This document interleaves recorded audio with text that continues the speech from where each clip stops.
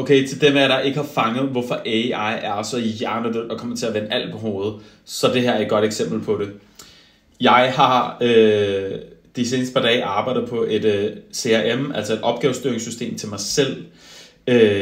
Og altså, vi snakker et system, der normalt ville have kostet rigtig mange penge at få en udvikler til at lave, og det ville have taget rigtig lang tid.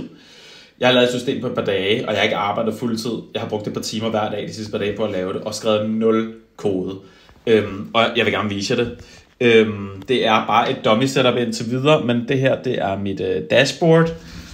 Det er mig. Jeg er level 1, fordi jeg har lidt bravende ADHD og prokrastinerer og til tider springer rundt i opgaver, så har jeg lavet det her system med gamification, altså hvor jeg får point, og jeg får streaks, hvis jeg laver opgaver hver dag, også selvom det bare er en lille opgave, og jeg laver selv opgaverne, altså opretter dem selv, så får jeg point.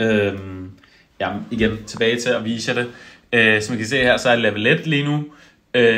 Selve det her level-system skal jeg lige færdigbygge, så det giver mening. Men så kan jeg level op, jeg kan have streaks, der viser, hvor mange opgaver jeg har løst.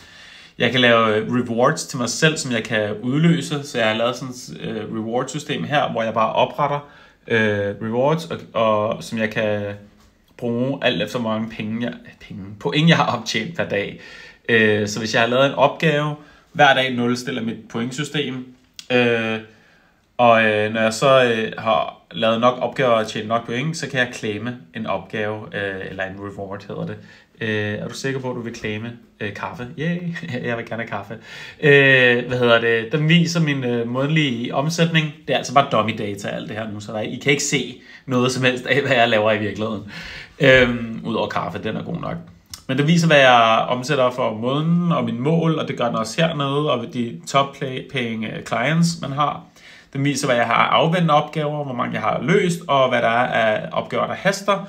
Og så har jeg det her lille profile stats gamification dashboard hernede, der viser alle de point, jeg har optjent nogensinde. Mine daglige point, det vil sige, hvor mange point jeg har optjent en dag, min streak, og hvor mange opgaver jeg har løst, og min level progress.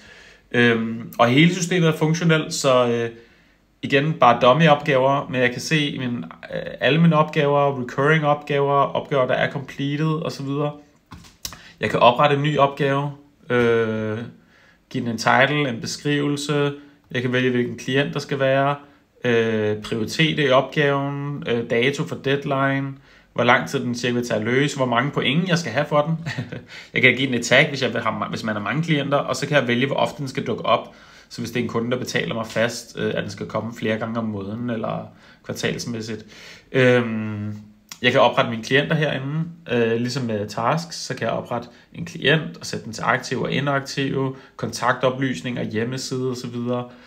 Sætte deres budget. Nu jeg laver marketing, så jeg kan sætte deres marketingbudget, og hvad de betaler mig, det er mit fee. Og alle de her ting kan jeg jo lynhurtigt ændre i med et lille prompt.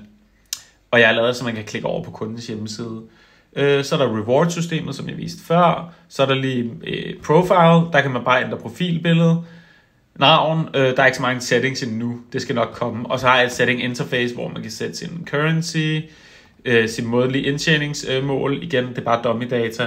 Og så gamification settings, dem har jeg faktisk ikke udviklet endnu, så dem skal jeg lige have lavet. Men alt det her, jeg skal måske lige sige, at jeg har lavet backup og recovery, fordi jeg skadet bliver man klog. Jeg har tidligere lavet systemer og ting, der forsvandt, så nu har jeg lavet et system, der automatisk tager backups, og jeg kommer også lige til at bygge funktionen ind, så den sender backupsene til min e-mail, så selv hvis jeg bliver hacket eller noget går ned, så kan jeg altid genoprette hele crappet på 5 minutter. Det satser jeg på, at ikke sker, men better safe than sorry. Så det er hele mit system.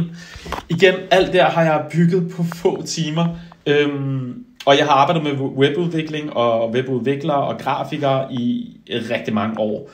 Så når jeg siger til jer, at det her det vil være dyrt at udvikle, eller få udviklet af grafikere og udviklere osv., så er det fordi, det er baseret på erfaring. Men det er bare et eksempel. Det her system har jeg bygget i Lovable. Det var også det, jeg viste i den video i går, så det er præcis samme system. Der er bygget databaser og MySQL, hvis man kender det. Så er MySQL.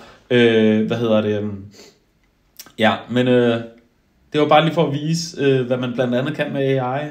Hvis I har nogle spørgsmål, skriv. Og hvis I har nogle ønsker til noget andet, jeg skal illustrere med AI, skriv.